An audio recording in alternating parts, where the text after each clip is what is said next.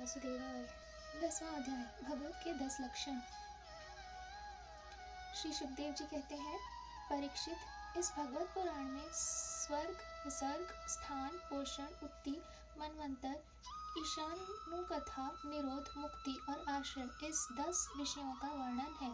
इसमें जो 10वां आश्रय तत्व है, उसी का ठीक ठीक निश्चय करने के लिए कहीं श्रुति से, कहीं तात्पर्य से और कहीं दोनों के अनुकूल अनुभव से महात्माओं ने अन्य 9 विषयों का बड़ी सुगम रीति से वर्णन किया है। ईश्वर की प्रेरणा से गुणों में क्षोभ होकर रूपांतर होने से जो आकाशादि, पंचभूत, शब्दादि, तन्मात्राएं, इंद्रियां, अहंकार और महत्व की उत्पत्ति होती है, उसको सर्ग कहते हैं।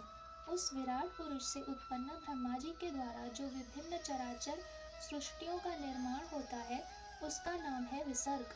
प्रतिपद नाश की और बढ़ने वाली सृष्टि को एक मर्यादा में स्थिर रखने से भगवान विष्णु की जो श्रेष्ठता सिद्ध होती है, उसका नाम स्थान है। अपने द्वारा सुरक्षित सृष्टि में भक्तों के ऊपर उनकी जो कृपा होती है, उसका नाम है पोषण।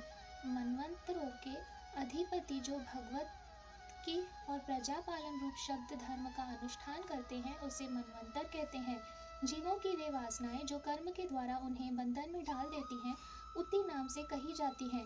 भगवान के विभिन्न अवतारों को और उनके प्रेमी भक्तों की विविध आख्यानों से युक्त गाथाएं ईश कथा है। जब भगवान योग निद्रा स्वीकार करके शयन करते हैं, तब इस जीव कर्तव्य, भोक्तृत्व आदि अनात्म भाव का परित्याग करके अपने वास्तविक स्वरूप परमात्मा में स्थित होने ही मुक्ति है। परीक्षित, इस चराचर जगत की उत्पत्ति और प्रलय जिस तत्व से प्रकाशित होते हैं, वह परम ब्रह्मा ही आश्रय है।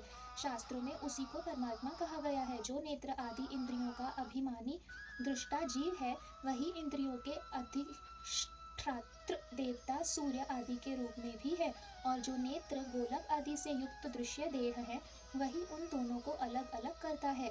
इन तीनों में यदि एक का भी अभाव हो जाए तो दूसरे दो की उपलब्धि नहीं हो सकती। अतः जो इन तीनों को जानता है, वह परमात्मा ही सबका अधिष्ठान आश्रय तत्व है। उसका आश्रय वह स्वयं ही है, दूसरा कोई नहीं।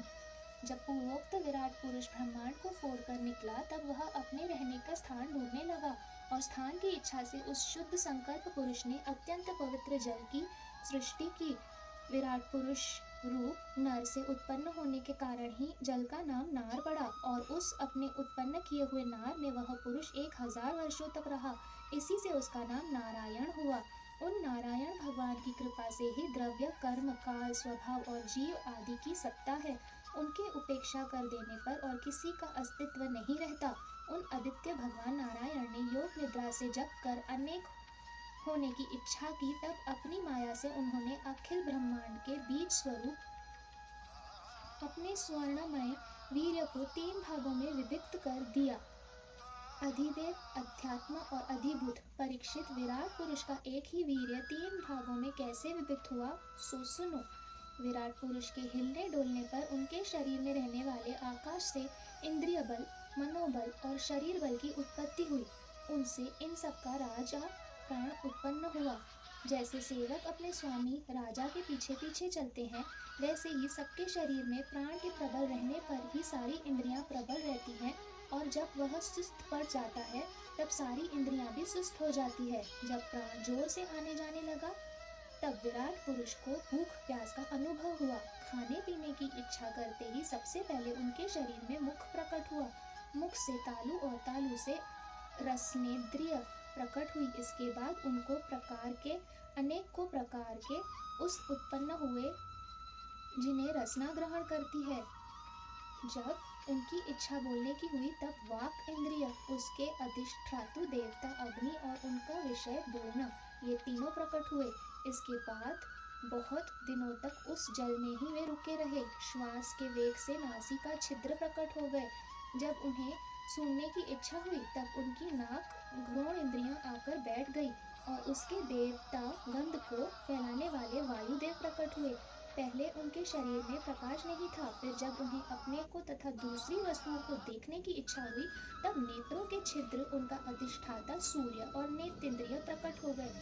इन्हीं से रूप का ग्रहण होने लगा। जब देव रूप ऋषि विराट पुरुष को स्तुतियों के द्वारा जगाने लगे, तब उन्हें सुनने की इच्छा हुई।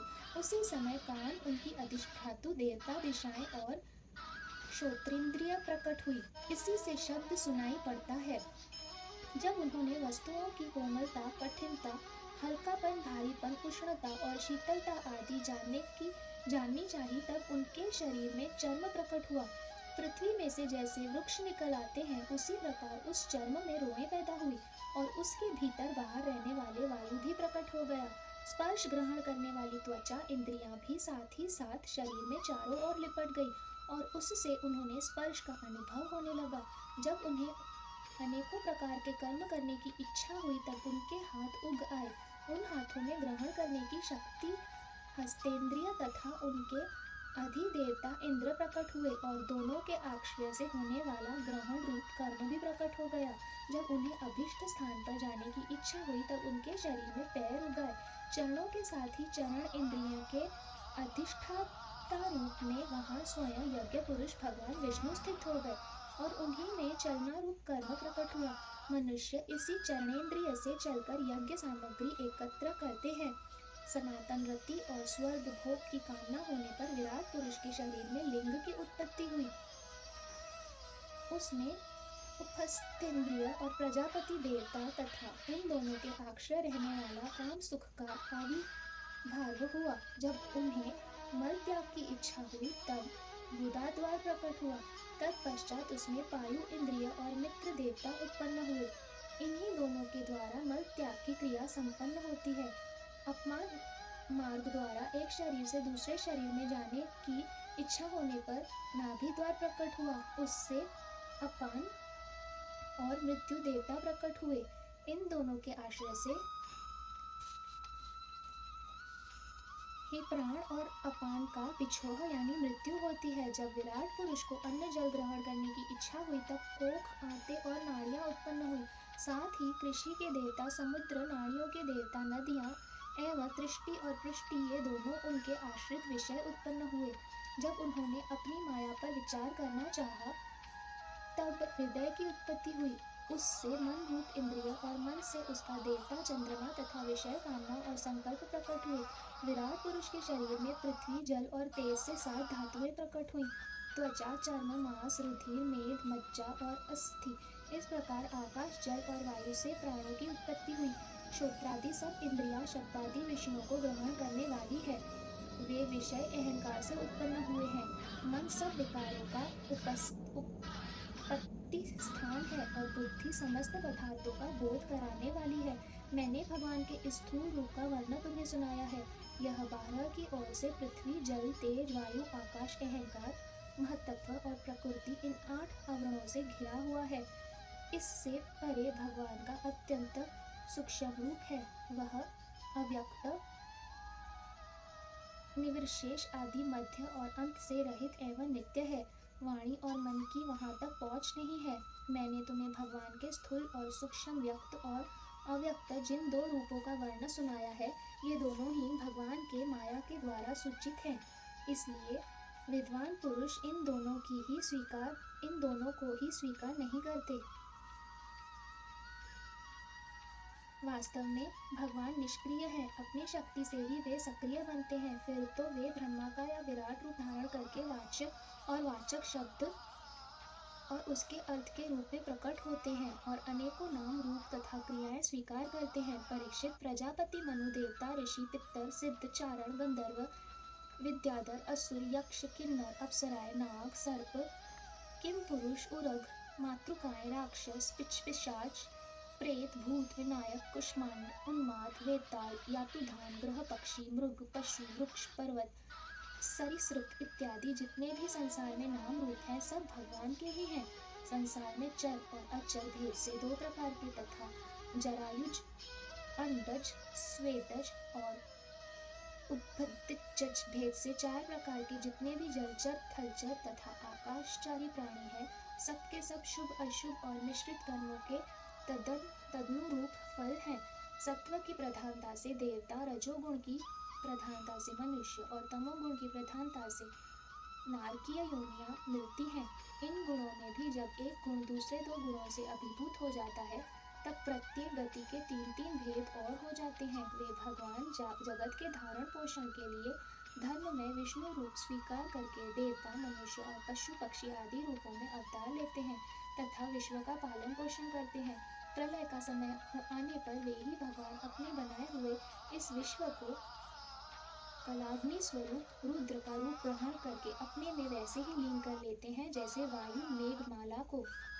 परीक्षित, महात्माओं ने अचिंत्यैश्वर्य भगवान का इसी प्रकार वर्णन किया है, परंतु तत्वज्ञानी पुरुषों का केवल इस सृष्टि पालन और प्रलय करने वाले रूप में ही उनका दर्शन नहीं करना चाहिए, क्योंकि वे तो इससे भी परे हैं।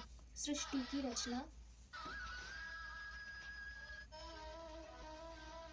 रचना आदि कर्मों का निरूपण करके पूर्ण परमात्मा से कर्म या कर्तापन का संबंध नहीं जोड़ा गया है। वह तो माया से आरोपित होने के कारण कृतत्व का निषेध करने के लिए ही है। यह मैंने ब्रह्मा जी का महाकल्प का अवान्तर कल्पों के साथ वर्णन किया है। सब कल्पों में सृष्टि कर्म एक सा ही है। अंतर है तो केवल इतना ही कि महाकल्प के प्रारंभ में प्रकृति से क्रमशः महतत्व आदि की उत्पत्ति होती है और कल्पों के प्रारंभ में प्राकृत सृष्टि तो ज्यों की त्यों रहती है। चराचर प्राणियों की वैकृत सृष्टि नवीन रूप से होती है। परीक्षित, काल का परिमाण कल्प और उसके अंतर्गत मनवंतरों का वर्णन आगे चलकर करेंगे। अब तुम पद्मकल्प का वर्णन सावधान होकर सुनो। शौनक जी ने पूछा, सूत जी, आपने हम लोगों से कहा था कि भगवान के परम भक्त विदुर जी ने अपने अति दुस्त्यज्य कुटुंबियों को भी छोड़कर पृथ्वी के विभिन्न तीर्थों में विचरण किया था।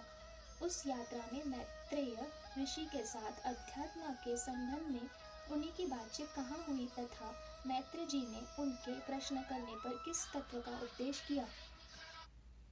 सूत जी, आपका स्वभाव बड़ा सौम्य है। आप विदुर जी का वह चरित्र हमें सुनाइए। उन्होंने अपने भाई बंधुओं को क्यों छोड़ा और फिर उनके पास क्यों लौट आए। सूत जी ने कहा, शौनक आदि ऋषियों और राजा परीक्षित ने भी यही बात पूछी थी।